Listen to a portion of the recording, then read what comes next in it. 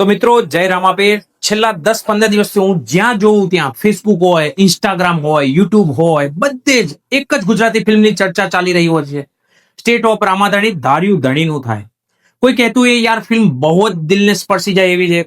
કોઈ એવું લખતું હોય છે કોમેન્ટમાં કે આખા પરિવાર સાથે એકવાર તો જોવી જ જોઈએ. અને શરૂઆતમાં મને પણ થયું કે અરે યાર આ લોકો એમ જ વખાણ કરતા હશે. પણ મેં જેટલા રિવ્યુ વાંચતો ગયો, જેટલા લોકોના રિએક્શન જોતો ગયો અને પછી મારામાં ક્યુરિયોસિટી વધતી ગઈ અને પછી મેં વિચાર્યું કે ચાલો આજે હું પણ થિયેટરમાં જઈને જોઈ આવું. અને દોસ્તો હમણાં જ ફિલ્મ જોઈને હું બહાર આવ્યો છું અને સાચું કહું ને મને જરાય પણ અફસોસ નથી થયો કે હું આ ફિલ્મ જોઈને આવ્યો. કારણ કે આ ફિલ્મ પૂરી થયા પછી 2-3 મિનિટ તો હું મારી સીટ પરથી ઊભો જ ન થઈ શક્યો. કારણ કે આ ફિલ્મ પૂરી થયા પછી એની લાગણી માઇન્ડમાં નહીં પણ દિલમાં ઉતરી ગઈ. આ કોઈ એવી ફિલ્મ નથી કે જેમાં ધમાકેદાર એક્શન હોય કે પછી કોઈ હીરો એકલો આખી દુનિયા સામે લડી રહ્યો હોય. આ ફિલ્મ તો આપણા ઘર જેવી છે, આપણા પરિવાર જેવી છે અને કદાચ એટલા જ માટે દિલને વધુ સ્પર્શી જાય તેવી છે.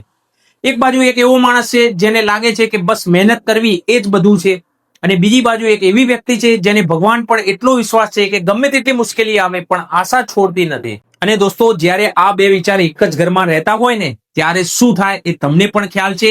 એ જ આ ફિલ્મ ખૂબ જ સરસ રીતે બતાવે છે.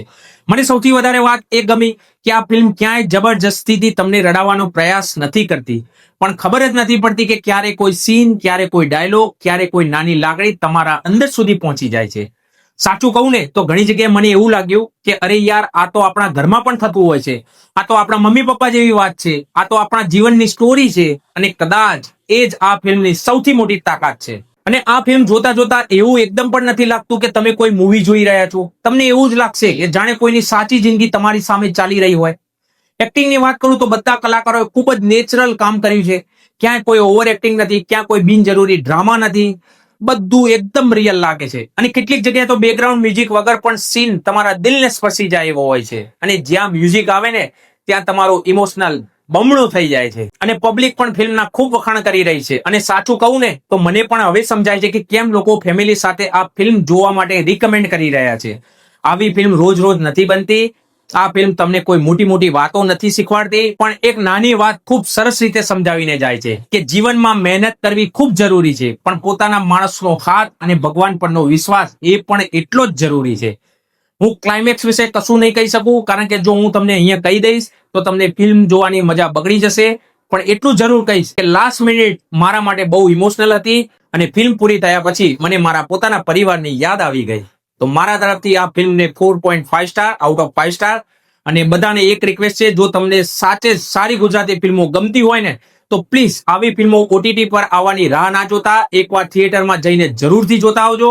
કારણ કે આવી ફિલ્મો પૈસાથી નથી બનતી, લાગણીઓથી બને છે. અને જો આપણે જ આવા ગુજરાતી ફિલ્મને સપોર્ટ નહીં કરીએ તો પછી આવી ફિલ્મો બનતી પણ બંધ થઈ જશે. જો તમે ફિલ્મ જોઈ લીધી હોય તો નીચે કોમેન્ટમાં માત્ર એક શબ્દ લખજો, જય રામાપીર. અને હજુ સુધી ચેનલને સબસ્ક્રાઇબ ના કરી હોય તો જરૂરથી કરી લેજો, કારણ કે હું આવા દિલથી ઓનેસ્ટ રિવ્યુ લઈને આવતો રહીશ. મળીએ મિત્રો નેક્સ્ટ રિવ્યુમાં. જય રામાપીર.